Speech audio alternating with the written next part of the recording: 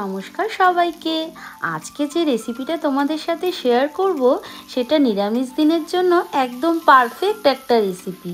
তোমরা কি দেখে বুঝতে পারছো এটা কি?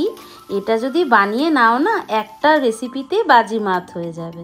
তো এইটা তৈরি করেছিলাম পেঁপে দিয়ে। এটা হলো আমার বাড়ির গাছের পেঁপে, খুব টাটকা একটা পেঁপে।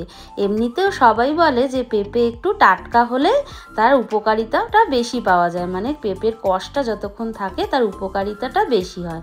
প্রথমে একটা পেঁপেকে ভালো করে খোসা ছাড়িয়ে নিয়ে যে ঘষুনিগুলো হয় গ্রেটারটা, তার মধ্যেই এটা গ্রেট করে নিয়েছি সুন্দর করে। তারপর এই গ্রেট করার পর পেঁপেটাকে আলাদা জায়গায় সরিয়ে রেখে যে মশলাটা লাগবে সেটা করে নিই। চলো, প্রথমে দিয়ে দিলাম মিক্সচার জারের মধ্যে একটু আদা আর দিয়ে দিলাম একটু গুঁড়ো জিরে। এটাকে খুব ভালো করে একটা মিহি পেস্ট বানিয়ে নেব। তোমরা চাইলে এটা কিন্তু গোটা জিরে দিয়েও পেস্টটা কিন্তু করে নিতে পারো।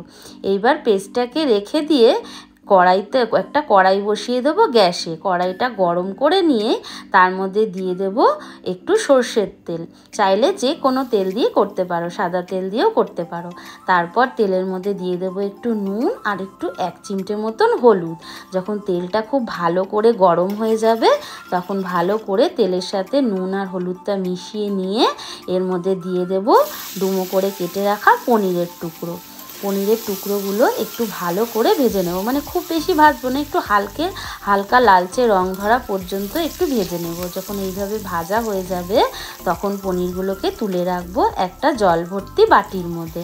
আমি কিন্তু সব সময় পনির কিন্তু এইভাবে একটা বাটির মধ্যে, জলের বাটির মধ্যেই তুলে রাখি, মানে জলে ভিজিয়ে রাখি, তাহলে না পনিরটা খুব সফট থাকে।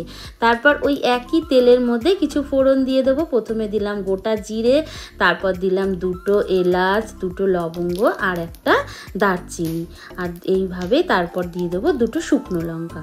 যখন ফোড়নটা খুব ভাজা ভাজা হয়ে যাবে আর সুন্দর একটা গন্ধ বেরোবে তখন এর মধ্যে দিয়ে দিলাম সেই গ্রেট করে রাখা পেঁপেটা। তারপর তার মধ্যে দিয়ে দিলাম স্বাদ মতো নুন, রঙের জন্য হলুদ, সামান্য একটু চিনি। নিরামিষ রান্না তো চিনি দিলে খুব ভালো লাগে। আর দিয়ে দিলাম 4টে মতো কাঁচা লঙ্কা ঝালের জন্য। এই ভালো করে হলুদ, নুন, সমস্ত যা যা মশলা দিলাম সেগুলো ভালো করে একটু পেঁপের সাথে মিশিয়ে নেব। ভালো করে মেশানো হয়ে গেলে এটাকে একটু ঢাকনা চাপা দিয়ে রেখে দেবো বেশ কিছুক্ষণের জন্য। আর গ্যাসের ফ্লেমটা কিন্তু লো আঁচ করে করব। বেশ কিছুক্ষণ ঢাকনা দেওয়ার পরে না বেশ পেঁপে থেকে অনেকটা জল বেরিয়ে আসবে। তখন এই পর্যায়ে এসে বেটে রাখা যে মশলাটা ছিল, মানে আদা জিরে পেস্টটা, সেটাকেও দিয়ে দেবো। দিয়ে ভালো করে মশলার সাথে কিন্তু এটাকে মিশিয়ে নেব পেঁপের সাথে। ভালো করে এইভাবে কিন্তু কষিয়ে নিতে হবে।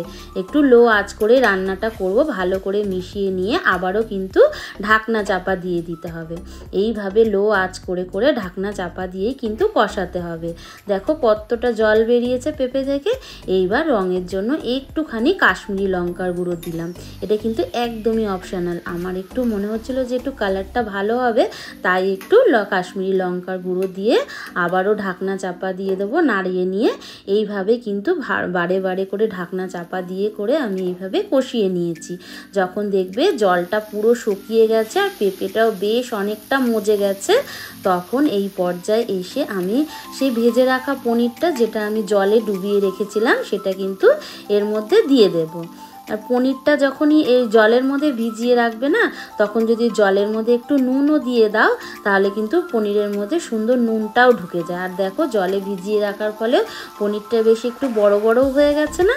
দিয়ে এইভাবে হালকা হাতে আবারও সুন্দর করে নাড়িয়ে নেব। আর পনির দিয়েছি তো একটু হালকা হাতে নাড়াতে হবে, কারণ তো পনিরগুলো ভেঙে গেলে ভালো লাগবে না।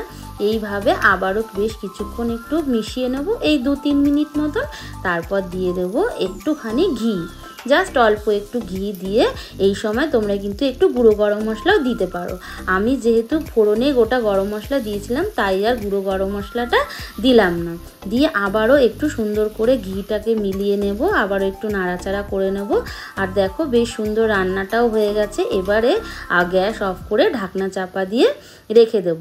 যে কোনো রান্নায় না একটু রান্না করার পরে 2 মিনিট মতন এইভাবে স্ট্যান্ডিং টাইমে রেখে দিলে দারুণ হয়। ব্যাস সার্ভ করে নেব। টাটা।